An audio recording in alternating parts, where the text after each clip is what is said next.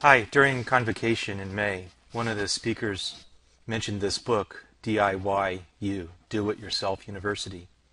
And I bought it and read it, and it was shocking. It made three major points.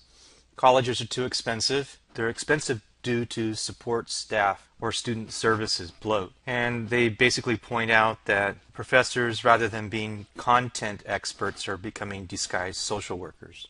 The second reason that there's going to be dramatic disruptive change in education is that jobs, the way people find jobs, is changing. One of them is crowdsourcing. This is a crowdsourcing site.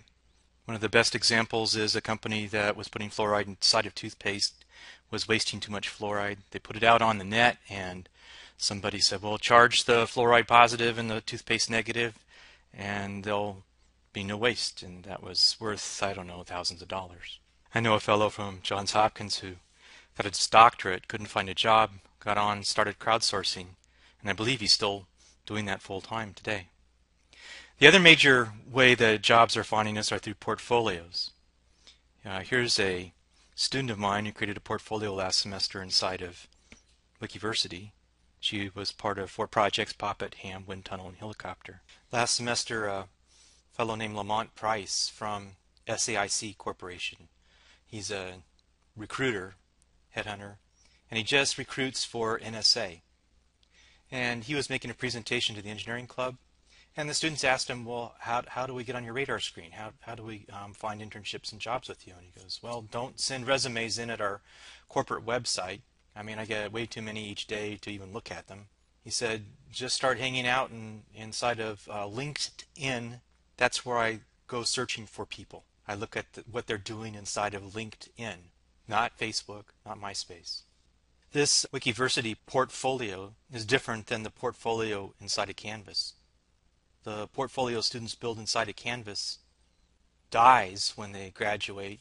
It dies when the content they're linking to in courses disappears because the courses drop. The course no longer is inside of Canvas. The third major point in this book, DIY University, is that most education is going to become free. This is a Stanford AI class, 160,000 students from 150 different countries. Absolutely free. At the end, you get a certificate from Sebastian Thurn. He's the leader of the team that won the first DARPA Desert Challenge, where a robot car drove itself across the desert. And if you haven't heard of the Khan Academy, you really have your head in the sand. This is what Bill Gates is putting all his money behind, and it is changing education right now as we speak. One of the classes in the engineering department is statics. This is Carnegie Mellon University learning management system for statics. I can get absolutely free user IDs and passwords for my students. They can come in here and take the class. They have online homework grading. I really don't have to do anything. They have the lectures. It's all self-paced. Here's MIT's version of this class. It's a little bit different. All they have are lectures, homework assignments, and I'd have to download those and deliver them to the students. But the big problem with all the elite schools is that most of their classes are taught by professors without textbooks. They're taught from the professor's notes. The publishers run around and try to get these professors to publish their notes. This is how education evolves. But it's really hard at the community college level when you're seeing some weird stuff. You're seeing different symbols used, topics covered in a different order, topics not covered at all, topics drilled into depth that you don't.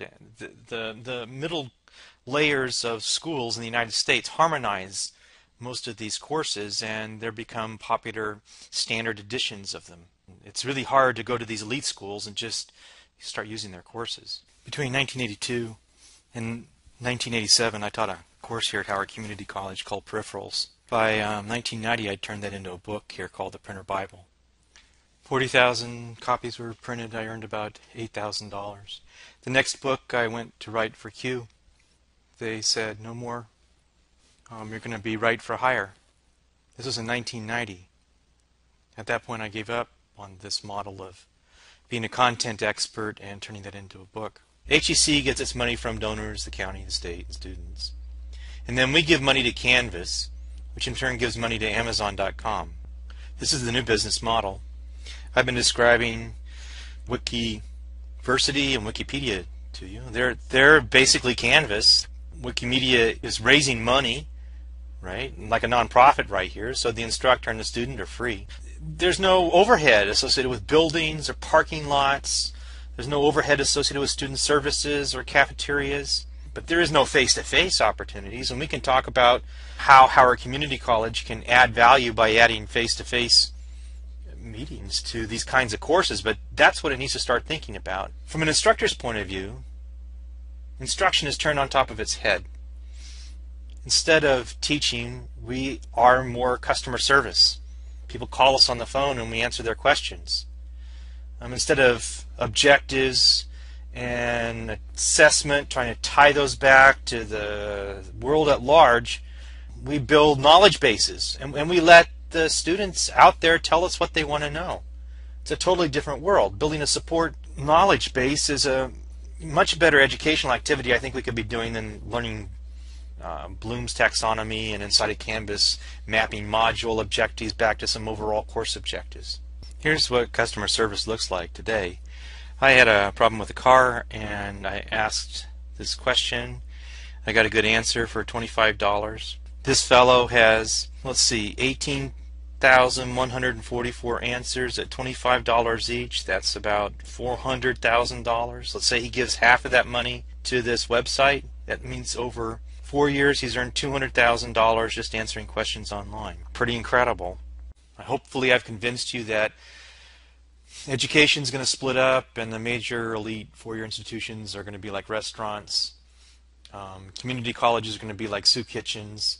And this whole world of free education is going to evolve much like supermarkets, and people are going to go in and pick and choose what education they want, put it together in an online portfolio, and not really take credit classes.